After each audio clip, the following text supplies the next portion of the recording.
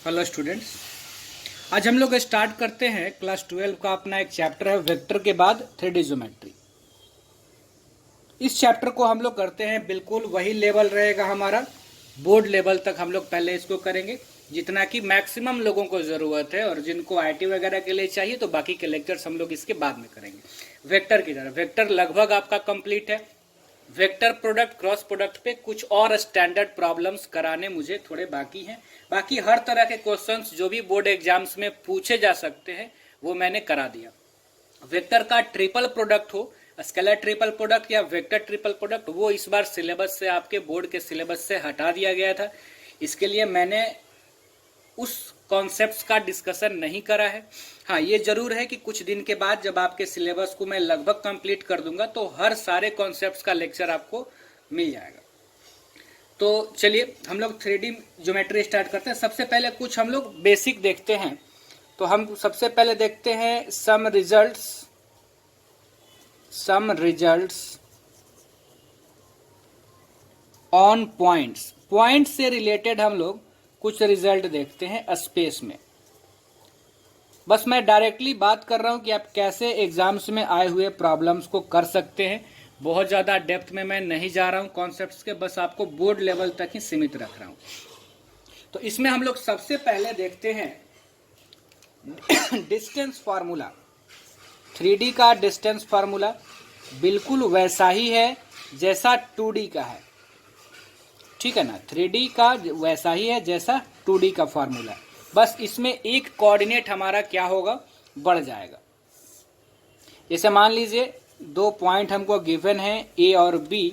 अगर point A का coordinate है x1 y1 z1 और पॉइंट B का कोऑर्डिनेट है x2 y2 z2, तो अगर हम डिस्टेंस निकालना चाहते हैं A और B के बीच का, तो हमारा डिस्टेंस होगा A B is equal to root under x2 minus x1 का whole square plus y2 minus y1 का whole square plus z2 minus z1 का होल स्क्वायर।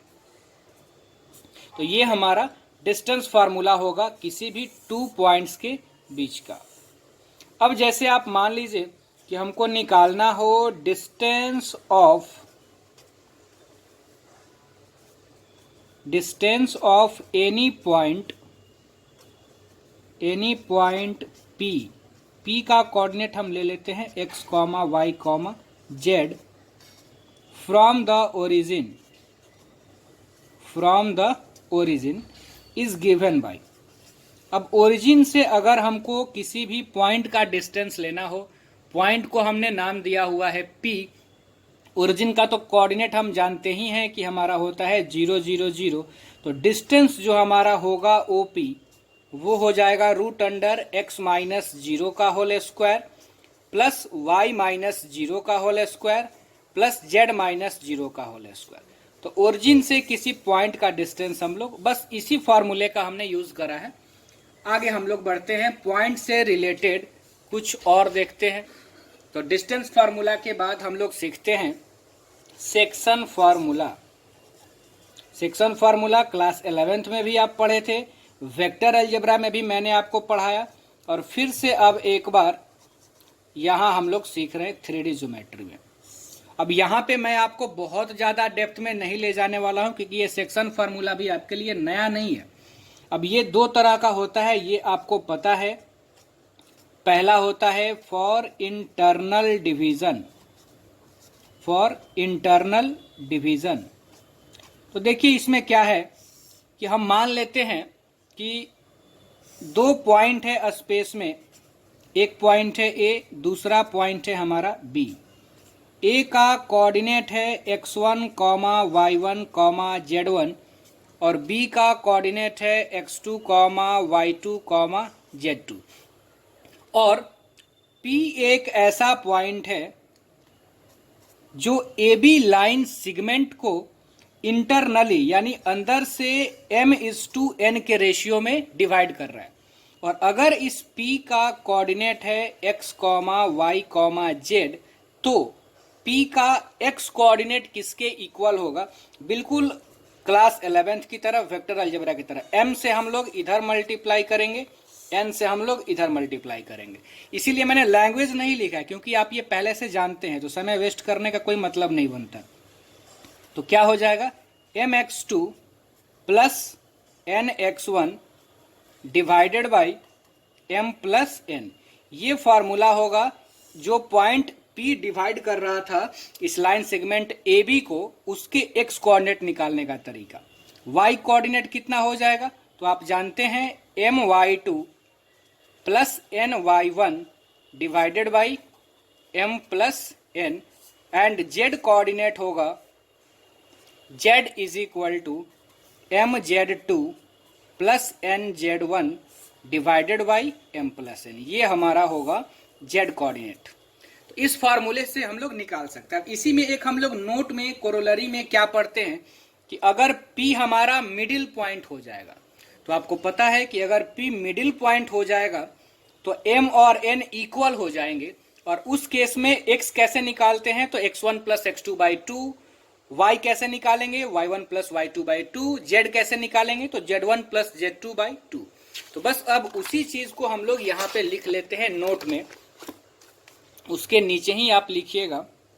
तो इस बार हमको क्या लिखना है नोट में, इफ P, जो हमारा पॉइंट P है जिसका कोऑर्डिनेट है x, y, z, तो if P be mid point of, जो लाइन सेगमेंट था हमारा AB, mid point of AB, then m is equal to n, ratio बराबर हो जाएगा।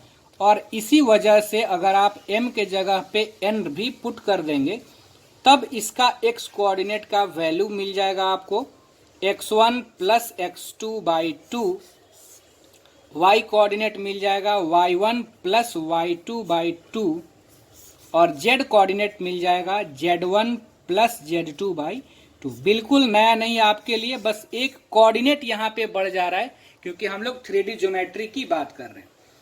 आगे अगर हम लोग देखें इसका सेकेंड वाला part, for external division, for external division, तो देखिए आप, अगर हम लोग एक्सटर्नल डिवीजन की बात करेंगे तो इसमें क्या है कि हम लोग एक लाइन सेगमेंट फिर से ले लेते हैं AB।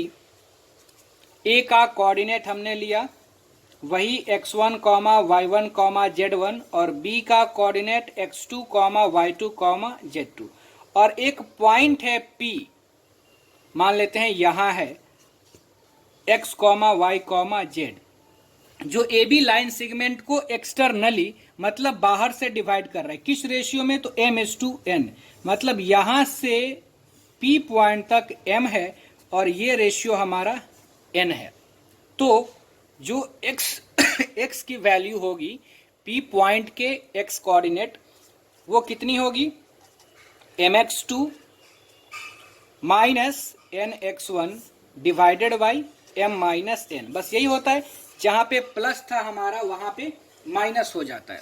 y कोऑर्डिनेट क्या हो जाएगा, my2 minus ny1 upon m minus n, and what is z coordinate, तो z coordinate will be mz2 minus nz1 divided by m minus n। ठीक है ना। अब आगे हम लोग एक टर्म सीखते हैं पॉइंट से related, centroid of A triangle. अब सेंट्रॉयड ऑफ ए ट्रायंगल भी आपके लिए कोई नया चैप्टर, कोई नया टर्म नहीं है, क्योंकि हमने आपको कोऑर्डिनेट ज्योमेट्री में क्लास 11th में हम लोगों ने सेंट्रॉयड पढ़ा हुआ है। सेंट्रॉयड ऑफ ए ट्रायंगल क्या होता था, जैसे मैंने आपको 5 तरह के सेंटर के बारे में बताया था ट्रायंगल से रिलेटेड। सेंट्रॉयड क्या होता है, इन सेंटर क्या होता है, एक्स सेंटर क्या होता है, ऑर्थो सेंटर क्या होता है, इस तरह के बहुत सारे 5-6 टर्म्स हम लोग 9 पॉइंट सेंटर क्या होता है हम लोग सीखे हुए थे। तो किसी ट्रायंगल का सेंट्रॉयड होता क्या है, पहले तो हम ये सीख लें। तो मैं आपको याद दिलाऊं कि हम लोग सीखे हुए थे कि किसी ट्रायंगल में जो 3 मीडियन होते हैं, उन तीनों ही मीडियन के इंटरसेक्शन पॉइंट को सेंट्रॉयड कहा जाता है। सेंट्रॉयड क्या होता है, point of intersection of POI, point of intersection of medians of A triangle medians of A triangle is called centroid of that triangle, and it is denoted by, और centroid को denote कैसे किया जाता है, तो उसके लिए हम लोग सिंबल सीखे हुए हैं कि सेंट्रॉयड को कैपिटल जी से डिनोट किया जाता है। अब यहाँ मेनली हम लोगों को ये सीखना है कि अगर कोई ट्रायंगल हमको गिवन हो, मान लेते हैं यही ट्रायंगल है हमारा ABC, जहाँ पे वर्टेक्स A का कोऑर्डिनेट है अगर x1 y1 z1, B का कोऑर्डिनेट है x2 y2 z2 और C का कोऑर्डिनेट है x3 y3 z3। ठीक है ना। तो हम लोगों को अगर इस ट्रायंगल का सेंट्रॉयड चाहिए तो मीडियंस यानी ये दोनों इक्वल होने चाहिए, ये दोनों इक्वल होने चाहिए, तभी ना मीडियंस कहेंगे कि सामने वाले साइड को दो इक्वल पार्ट में बांटे, तो ये दोनों इक्वल होना चाहिए। तो ये जो इंटरसेक्शन पॉइंट है हमारा, यही क्या है, तो सेंट्रॉयड है, और इसको हम लोग जी से डिनोट करते हैं। अब बिल्कुल क्लास 11th के जैसा ही यहाँ भी फार्मूला है। इस सेंट्रॉयड निकालने का फार्मूला क्या होगा हमारा, तो सेंट्रॉयड एक तरह का भी पॉइंट है, तो उस पॉइंट का कोऑर्डिनेट क्या होगा, तो कोऑर्डिनेट होता है x1 plus x2 plus x3 by 3, और वहां पे हम लोग दो ही x और y कोऑर्डिनेट लेते थे, तो बस दो ही लेते थे। यहाँ 3 है तो एक बढ़ा देंगे, y कोऑर्डिनेट होगा y1 plus y2 plus y3 by 3, और z coordinate z1 plus z2 plus z3 by 3। तो ये हो जाएगा हमारा सेंट्रॉयड ऑफ ट्रायंगल। तो पॉइंट से रिलेटेड कुछ टर्म देखने के बाद अब हम लोग लाइन से रिलेटेड कुछ टर्म्स देखते हैं। तो आगे हम हेडिंग देते हैं some results related two lines. तो देखिए आगे हम कुछ सीखते हैं, वो भी लाइन से रिलेटेड भी हम लोग पहले वेक्टर में मैंने आपको सिखाया हुआ है, लेकिन फिर भी हम एक बार डिस्कस करते हैं। सम रिजल्ट्स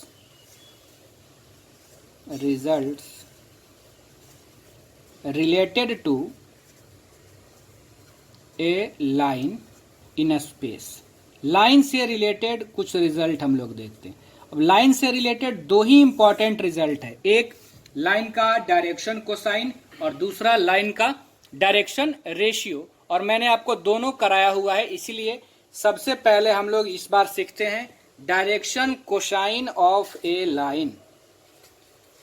इसका डिफिनीशन भी मैंने आपको बताया था, यहां मैं फिर से एक बार लिखता हूं क्योंकि ये बहुत इंपॉर्टेंट है।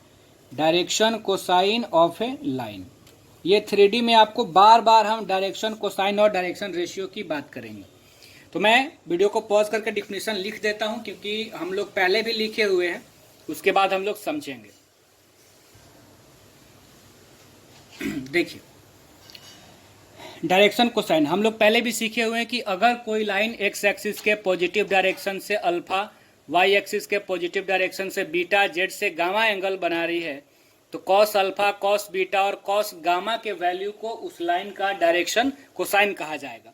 वही मैंने लिखा है कि if a line makes an angle alpha, beta and gamma with the positive direction of x axis, y axis and z axis respectively in anti-clockwise direction, then cos alpha, cos beta and cos gamma is called direction cosine of that line। अब direction cosine को short में DC भी लिखा जाता है, D.C, and it is denoted by, direction cosine को denote हम लोग कैसे करते हैं, it is denoted by L, M and N। हमने वेक्टर अलजेब्रा में भी ये सीखा हुआ है, that is L is equal to cos alpha, M is equal to cos beta and N is equal to cos gamma. तो ये हमारा कुछ रिजल्ट है डायरेक्शन कोसाइन क्या होता है इसके बारे में। अब इसमें और भी हम लोगों ने क्या क्या सीखा है कि डायरेक्शन कोसाइन आप कैसे निकाल सकते हैं, कि अगर आपको ये पता हो कि वो लाइन तीनों ही एक्सिस के साथ कितना एंगल सबटेंड कर रही है, तो उसी एंगल का कॉस वैल्यू। आप जानते होंगे कि कॉस का पूरा नाम क्या होता है, कोसाइन। तो ऐसे भी आप कॉस वैल्यू समझ के याद रख सकते हैं। फिर हम लोग सीखे हुए थे कि डायरेक्शन कोसाइन किसी भी लाइन का हमेशा यूनिक होता है। डायरेक्शन कोसाइन क्या होगा, यूनिक होगा। और एक हम लोग पॉइंट में भी सीखे थे, या आप रिमार्क में उसको याद रखें, क्या सीखे थे हम लोग कि डायरेक्शन कोसाइन के स्क्वायर का सम 1 के इक्वल होता है, यानी L square plus M square plus N square is always equal to 1। That is, अगर हम लोग वैल्यू रख दें इस यहाँ पे ट्रिगोनोमेट्रिक, तो cos square alpha plus cos square beta plus cos square gamma is always equal to 1। ये हमारा पहला रिमार्क। दूसरा रिमार्क में हम सीख सकते हैं कि direction cosine of X axis are.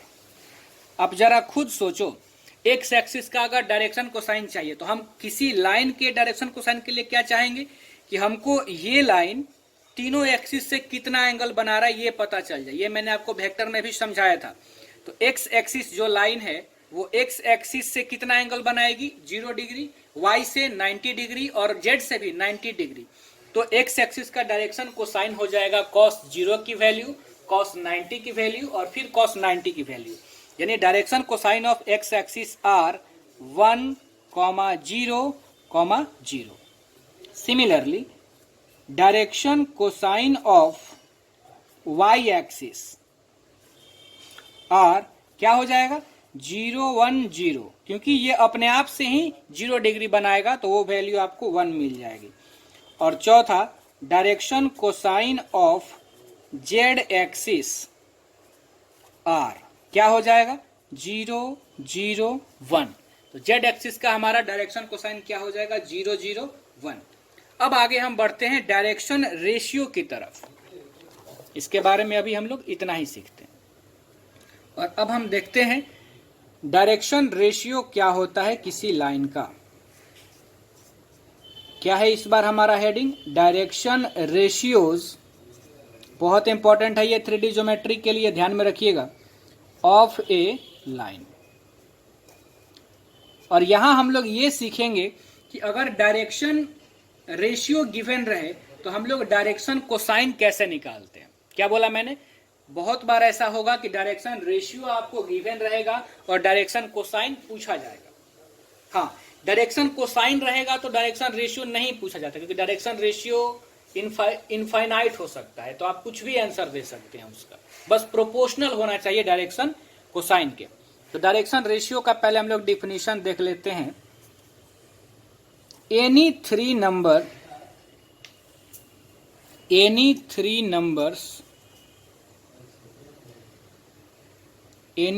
numbers which are proportional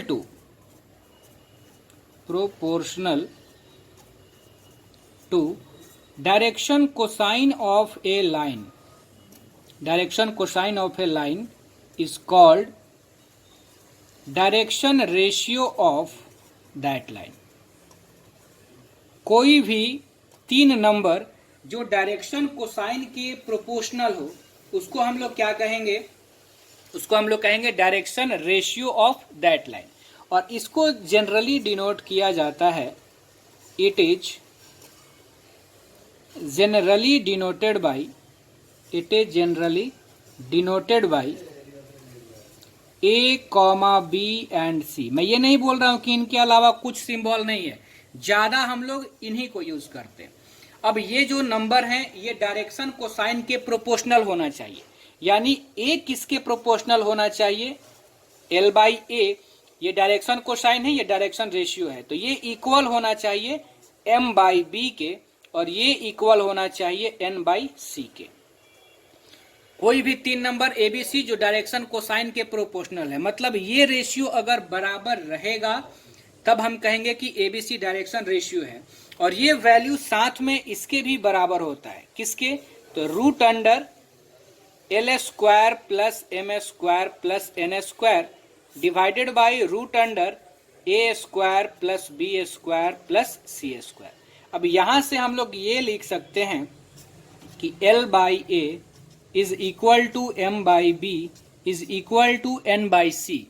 अब ये वैल्यू डायरेक्शन कोसाइन के स्क्वायर का सम हमने अभी सीखा है 1 होता है, तो उसका स्क्वायर रूट भी 1 हो जाएगा, तो ये आ जाएगा 1 upon root under A square plus B square plus C square. अब जरा आप ध्यान दो, तो L बाई ए को और अगर इसको हम इक्वेट करेंगे, इन दोनों को अगर हम इक्वेट करेंगे तो L की वैल्यू मिल जाएगी, A इधर ऊपर आ जाएगा, A upon root under A square plus B square plus C square. Similarly अगर हम इसको और इनको इक्वेट करेंगे तो M की वैल्यू मिल जाएगी B upon root under A square plus B square plus C square, and N की वैल्यू मिल जाएगी C upon root under A square plus B square plus C square. अब यही तीनों फार्मूला हो गया हमारा कि अगर ABC गिवन हो, यानी कि अगर आपको डायरेक्शन रेशियो गिवन हो तो डायरेक्शन को साइन कैसे निकालेंगे, तो इस वैल्यू से A अपॉन इतना, B अपॉन इतना और N का वैल्यू C अपॉन इतना। वही चीज है जो हम लोग वेक्टर का डायरेक्शन को साइन कैसे निकालते थे, बस वही चीज यहाँ पे भी है। तो ये एक फॉर्मूला की तरह आपको याद रखना है, ठीक है ना। और अगर आगे हम लोग कुछ पॉइंट्स की बात करें जो हमने वेक्टर में करा था, तो आपको अगर याद होगा तो मैं एक पॉइंट करके लिखता हूं कि if vector R is equal to, ये गिवन है A I cap plus B J cap plus C K cap, then direction ratio of vector R, तब इस वेक्टर R का डायरेक्शन रेशियो कितना है, तो आई कैप जे कैप और के कैप का कोफिशिएंट्स यानी A कॉमा बी कॉमा सी।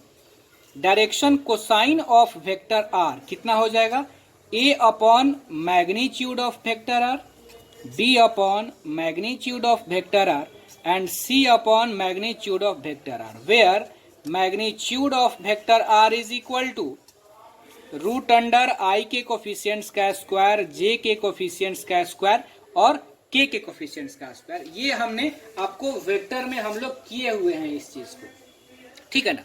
दूसरा एक हम लोग क्या पॉइंट किए हुए हैं कि अगर मान लीजिए हमारे पास एक दो पॉइंट हमको गिवन हो, पहला A है x1 y1 z1 और B का कोऑर्डिनेट अगर है x2 y2 z2, और अगर हमसे इस AB लाइन का डायरेक्शन रेशियो पूछा जाए तो हम ये भी सीखे हुए थे वेक्टर में पहला पॉइंट में कि डायरेक्शन रेशियो ऑफ AB, यानी कि दो पॉइंट से पास करने वाले लाइन का डायरेक्शन रेशियो तो क्या होता है, तो x2 minus x1, x coordinate का डिफरेंस, y कोऑर्डिनेट का डिफरेंस और z कोऑर्डिनेट का डिफरेंस, z2 माइनस z1।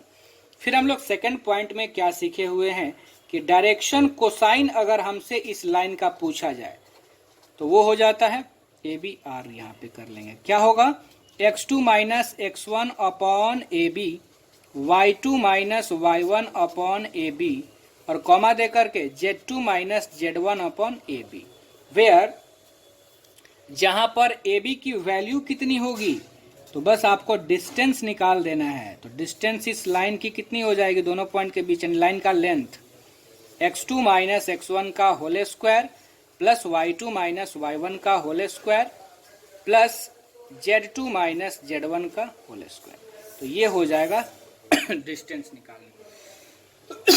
अब आगे हम लोग सीखते हैं कि दो लाइन के बीच का हम लोग एंगल कैसे निकालते हैं। आगे हमारा हेडिंग है देखिए, अब हमारा हेडिंग है angle between two lines in terms of direction cosines, यानी दो लाइन का अगर डायरेक्शन कोसाइन गिवन हो तो उनके बीच का हम लोग एंगल कैसे निकालते हैं। तो हम इसमें मान लेते हैं let L1 and L2 be two lines having direction cosines are L1, M1, N1 and L2, M2, N2 respectively. respectively. Also let theta be the angle between them. Angle between them then. देखिए जरा आप ध्यान से मेरी बात को। पहले तो एक बात आप जानते ही होंगे, अगर हम लोग 11th में पढ़े कि दो लाइंस के बीच का एंगल, अगर ये एंगल मान लो आप थीटा है तो ये एंगल कितना हो जाएगा, पाई माइनस थीटा। अगर हम एक एंगल थीटा माने हैं तो दूसरा एंगल उन्हीं लाइंस के बीच का क्या हो जाएगा, पाई माइनस थीटा। यहां हम सीख रहे हैं दो लाइन के बीच का एंगल निकालना, अगर उन लाइंस का डायरेक्शन कोसाइन गिवन हो। तो हमने वही माना है कि L1 और L2 हमारे दो लाइंस हैं। पहली लाइन है L1, दूसरी लाइन है L2। पहली लाइन का डायरेक्शन कोसाइन है L1 M1 N1, दूसरे वाले का डायरेक्शन कोसाइन है L2 M2 और N2। और अगर इनके बीच का एंगल थीटा है तो पहला रिजल्ट आपका है कि तब फॉर्मूला, एंगल निकालने का formula cos theta is equal to होता है L1 L2 plus M1 M2 plus N1 N2। इस फार्मूले को यूज करके आप cos थीटा की वैल्यू निकाल लेंगे और फिर cos को उधर भेज करके आप थीटा बता सकते हैं। यही फार्मूला साइन के फॉर्म में भी होता है, लेकिन साइन वाला फार्मूला थोड़ा लेंदी होता है, इसलिए मैं आपको सलाह नहीं दूंगा कि आप साइन वाले फार्मूले को याद रखें। साइन का फार्मूला कुछ इस तरह का होता है, देखिए L1 M2 minus L2 M1 का whole square plus M1 N2 minus M2 N1 का होल स्क्वायर, M2 N1 है यहाँ पे, ठीक है ना, plus N1 L2 minus N2 L1 का होल स्क्वायर। ये फॉर्मूला, और इसका अंडर रूट करना होता है। तो मैं इसीलिए एडवाइस नहीं दूंगा आपको कि आप साइन वाले फॉर्मूले को आप यहाँ पे याद रखें। तीसरा पॉइंट आप सोचिए, lines L1 and L2 are perpendicular if, अगर दोनों लाइन परपेंडिकुलर हो जाए, मतलब कि बीच का एंगल 90 डिग्री, तो थीटा हो गया 90, तो cos 90 कितना हो जाएगा, 0। यानी कि L1 L2 plus M1 M2 plus N1 N2 की वैल्यू 0। तो दो लाइन अगर परपेंडिकुलर होंगी तो दोनों के डायरेक्शन कोसाइन के प्रोडक्ट, डायरेक्शन कोसाइन के प्रोडक्ट का सम 0 होगा। क्या बोले हम, अगर दो लाइन परपेंडिकुलर होगी तो दोनों लाइंस के डायरेक्शन कोसाइन के प्रोडक्ट का सम 0 होगा। Number 4, lines L1 and L2 are parallel. Line L1 and L2 are parallel if, lines parallel तब होती है दो लाइन जब उनका डायरेक्शन कोसाइन प्रोपोर्शनल हो, यानी कि L1 by L2 equal to M1 by M2 equal to N1 by N2। ये रिजल्ट आता है कहां से, तो पैरेलल वाले के लिए थीटा 0 होगा या पाई होगा। तो अगर आप इस साइन वाले रिजल्ट में थीटा 0 या पाई रखेंगे ना, तो ये रिजल्ट आपको मिल जाता है।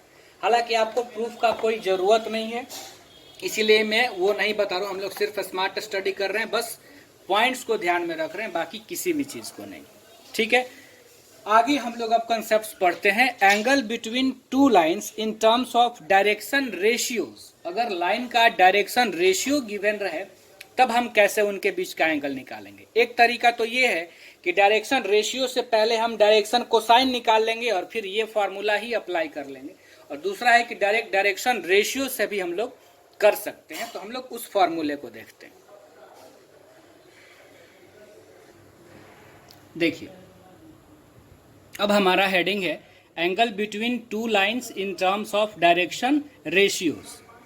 तो इसमें हम लोग मान लेते हैं, उसी तरह से लिख लेते हैं, let L1 and L2 are two lines having direction ratios A1, B1, C1, जैसे डिनोट करते हैं हम लोग उसी में A1 B1 कर देते हैं, and A2, B2, C2 respectively. और ये तो याद ही रखिएगा कि दो एंगल लाइंस के बीच होता है। अगर एक एंगल आया 45 तो दूसरा होगा 180 माइनस 45, एक एंगल आया 60 तो दूसरा होगा 180 माइनस 60, इस तरह से। हाँ, तो हम लोग डायरेक्शन रेशियो के टर्म्स में दो लाइंस के बीच का एंगल निकालना सीख रहे थे। Angle between two lines in terms of direction ratio. क्या लिखे हम? Let L1 and L2 are two lines having direction ratios A1 B1 C1 and A2 B2 C2 respectively. Also let theta be the angle between them. Also let theta be the angle between them. Then अब देखिए इसमें क्या formula होगा आपका? पहला cos theta is equal to, पहले line का direction ratio है A1 B1 C1, दूसरे लाइन का डायरेक्शन रेशियो है A2 B2 और C2। तो ये क्या हो जाएगा? cos theta is equal to होता है A1 A2 plus B1 B2 plus C1 C2, यानी डायरेक्शन रेशियो का product divided by under root पहले वाले का A1 square plus B1 square plus C1 square into दूसरा वाला A2 square plus B2 square plus C2 square. बस direction cosine वाले में क्या होता है ना कि ये डिनोमिनेटर वाले टर्म्स नहीं रहते हैं, क्योंकि वो 1 ही हो जाएंगे अगर आप लिखेंगे तो भी। डायरेक्शन कोसाइन के स्क्वायर का सम 1 होता है, ये आपको पता है। साइन वाला फार्मूला हमारे काम का नहीं है, हम उसको नहीं लिखेंगे। यहां पर हम लिखते हैं if lines L1 and L2 are perpendicular, then lines अगर परपेंडिकुलर हो जाए दोनों, तो थीटा 90 तो cos 90 0, तो ये दोनों वैल्यू 0 हो जाएगा। यानी क्या होना पड़ेगा तब? यानी A1 A2 plus B1 B2 plus C1 C2 is equal to 0। ठीक है ना? आगे बढ़ते हैं। थर्ड, इफ, या ऐसे लिखते हैं lines L1 and L2 are parallel. Line parallel कब होगी? जब थीटा हो जाएगा 180 या 0, तो फिर वहां से आपको कंडीशन वही मिलता है। पैरेलल का कंडीशन ये होता है कि रेशियो जो होगा दोनों ही लाइंस के डायरेक्शन कोसाइन या डायरेक्शन रेशियो का वो इक्वल है, तो लाइंस पैरेलल हैं। और अगर डायरेक्शन रेशियो के प्रोडक्ट का सम 0 है तो लाइंस परपेंडिकुलर हैं। ठीक है, चलिए इतना हम लोग अभी तक कर चुके हैं। अब मैं आपको इतने रिजल्ट सीखने के बाद आप जो है एनसीईआरटी के पहले एक्सरसाइज को आप बिल्कुल कर सकते हैं, और कुछ तो क्वेश्चंस आप दूसरे वाले एक्सरसाइज का भी कर सकते हैं, लेकिन अभी हम लोग सिर्फ पहले वाले एक्सरसाइज का डिस्कशन भी कर लेते हैं। तो देखिए आप ध्यान से। तो हमारा पहला एक्सरसाइज है एनसीईआरटी का एक्सरसाइज 11.1। मैं बस हिंट करते जा रहा हूं, आप क्वेश्चंस को देखते जाइए। पहला, तो देखिए पहले वाले क्वेश्चन में कहा जा रहा है कि if a line makes angles 90 degree 135 degree 45 degree with the X Y and Z axis find its direction cosine. कोई लाइन है जो एक्स एक्सिस के साथ 90 डिग्री का एंगल बना रही है, वाई से 135 का और जेड से 45 का। तो एक्स से एंगल बना रही है 90, तो अल्फा हो गया 90, वाई से बना रही है 135 तो बीटा हो गया 135, और जेड से बना रही है 45 तो गामा हो गया 45। तो डायरेक्शन कोसाइन पूछा जा रहा है, तो L is equal to cos alpha, M is equal to cos beta और N is equal to cos gamma. Cos 90 कितना? 0, cos 135 minus 1/√2, cos 45 1/√2। Therefore direction cosine of that line will be 0 minus 1/√2 1/√2, है ना। Second question आप देखिए, कहा जा रहा है find the direction cosines of A line which makes equal angles with coordinate axis. उस लाइन का आप डायरेक्शन कोसाइन निकालिए जो कोऑर्डिनेट एक्सिस के साथ इक्वल एंगल बना रहा है। तो मान लेते हैं हम कि let the line makes an angle alpha with X axis, Y axis and Z axis. हम क्या मान लिए कि जो लाइन है वो तीनों ही एक्सिस के साथ कितना एंगल बना रही है, alpha. Therefore direction cosine of line क्या हो जाएगा, कॉस अल्फा। वाई के साथ भी उतना ही एंगल है तो कॉस अल्फा, जेड के साथ भी उतना ही एंगल है तो कॉस अल्फा। ठीक है ना। अब हम जानते हैं कि डायरेक्शन कोसाइन के स्क्वायर का सम 1 हो जाएगा, यानी cos square alpha plus cos square alpha plus cos square alpha is equal to 1। 3 cos square alpha is equal to 1। Cos square alpha कितना हो जाएगा हमारा, 1/3, यानी कि कॉस अल्फा प्लस माइनस 1/√3। तो यहां से हमको अल्फा मिल गया कॉस इनवर्स प्लस माइनस, या आप सिर्फ 1/√3 भी बोल सकते हैं। तो इसमें आपको क्या निकालना था, अच्छा डायरेक्शन कोसाइन ही आपको निकालना था, तो बस यही हो जाएगा आंसर, एंगल नहीं बताना था। तो आंसर कितना हो गया, प्लस माइनस 1/√3। दूसरे वाला भी यही हो जाएगा, तीसरा भी यही हो जाएगा। इसके बाद है तीसरा, चौथा और पांचवा क्वेश्चन, इसको आप ट्राई करेंगे, नहीं तो फिर मैं अगले लेक्चर में इसको कंटिन्यू करूंगा। बहुत आसान प्रॉब्लम है, आप इसको भी ट्राई कर सकते हैं, ये भी आपसे बन जाएगा। और अगर आप 11.2 में जाएंगे तो 11.2 में भी आप कुछ क्वेश्चंस को बना सकते हैं आसानी से। तो फिर खैर कोई बात नहीं, हम लोग सीखेंगे अगले क्लास में। आज के लेक्चर में हमारा इतना ही होगा। और इसके बाद पहला चैप्टर 3D में आपको 2 ही चैप्टर पढ़ना है, एक स्ट्रेट लाइन है और दूसरा प्लेन है। बहुत ज़्यादा समय नहीं लगने वाला है, ठीक है ना। प्लेन थोड़ा सा बड़ा है, स्ट्रेट लाइन छोटा ही चैप्टर है, तो जल्दी ही कंप्लीट हो जाएगा। तो हम लोग सीखेंगे नेक्स्ट क्लास में कि और इसमें क्या क्या करना है। बस आज इतना ही।